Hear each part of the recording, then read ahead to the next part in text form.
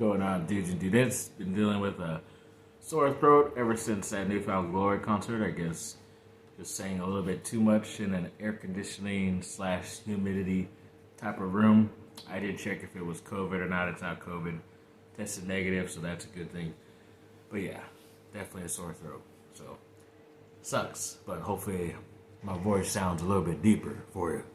So when it comes to USC on Saturday, they did get a 4-star defensive end from Texas who was choosing between the University of Texas and the University of Southern California. And of course, he chose USC. So it's a big get, a big steal from not only the Longhorns out there in Texas, but any of the other schools from the South that were trying to get him. And obviously, he said USC just felt more like home, which is great. So definitely looking forward to that. And then also found out, too, in his commitment video that his brother is at a tryout or at least on the roster as of this point for the Chargers, too.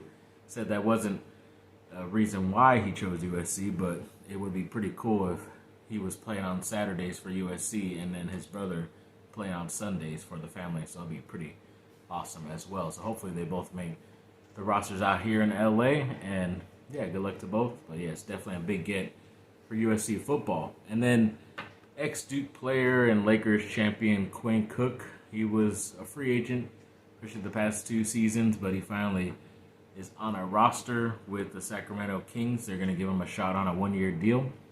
Obviously, it's a prove-it deal, so it's not guaranteed a spot, but that's all he needs is an opportunity in, and he's definitely going to make the roster, in my opinion. So I would say good luck to him, but I already know the Lakers are going to have to be playing him a couple times a year this season coming up.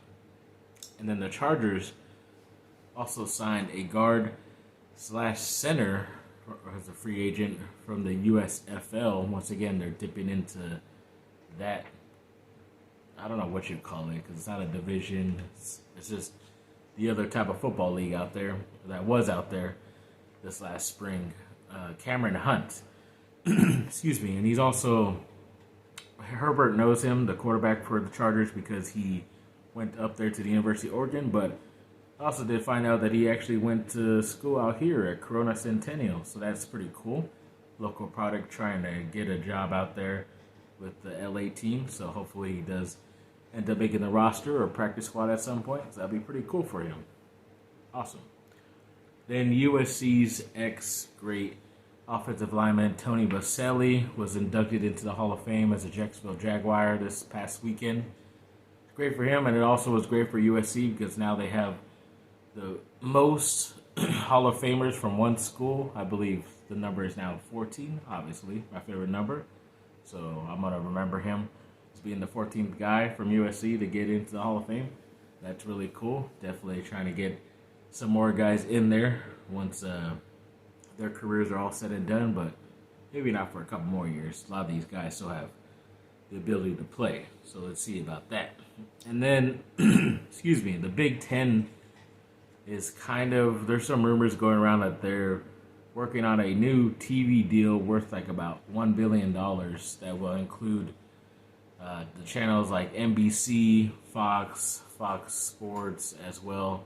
I'm sure there's another one, but they're not including ESPN, which they've been a big partner with and have been on there for a while. But this will be like the first time in a long time where Big Ten games will not be put on there, and I'm sure they're upset. ESPN's upset because they always like to put USC games on, no matter what or which team they're playing. But looks like it'll be weird. Like, I think there was a thing, something going around that there could be a possibility where there is a game, especially if this deal gets done with NBC, because they usually just carry Notre Dame games. But if it's all the Big Ten conference and Notre Dame joins the Big Ten, you could have a game playing on Saturday night also with the NFL game pretty much coming the next night too. So that'd be pretty cool because usually it's ESPN that just gets the Saturday night game.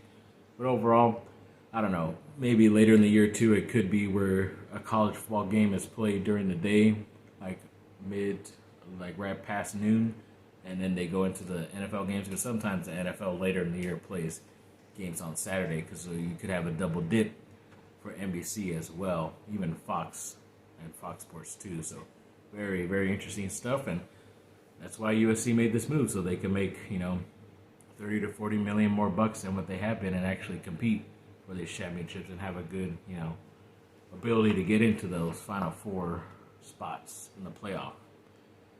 And then a guy named Eden Sleep Dalton recently committed to USC, but not exactly sure what class he's going to be in, whether it's this one starting right now in the fall or coming in next year.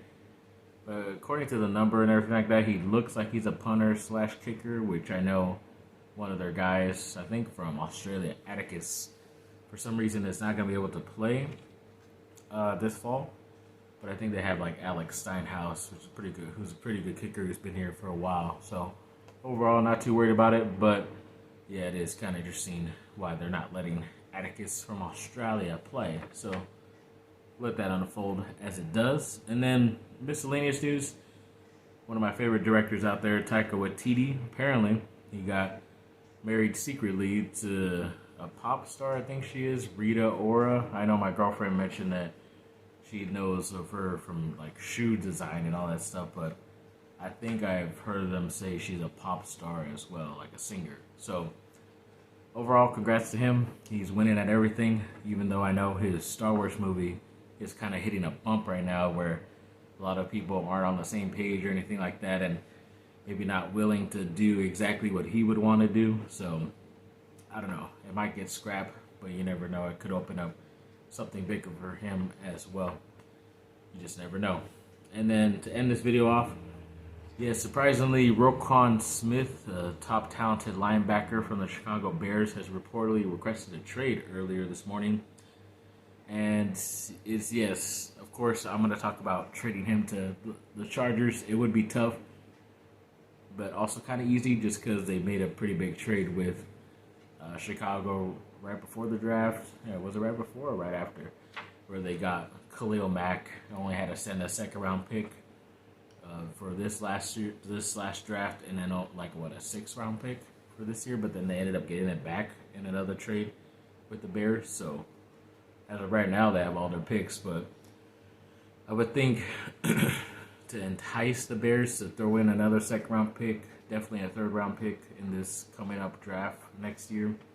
You could probably throw in another future, but I would definitely try to entice them, trying to take on a younger contract like Kenneth Murray at the same position, a linebacker who Chargers moved up in the first round to get, giving up a second and third-round pick, and he really hasn't turned out to be the stud everybody thought. It was weird because his first year, he didn't really know what he was doing, had over 100-plus tackles, and ever since the better coach, Braylan Shelby, came in to help him out, for some reason he can't get it together. And yeah, he's been injured quite a bit here and there the past 2 years, but I don't know.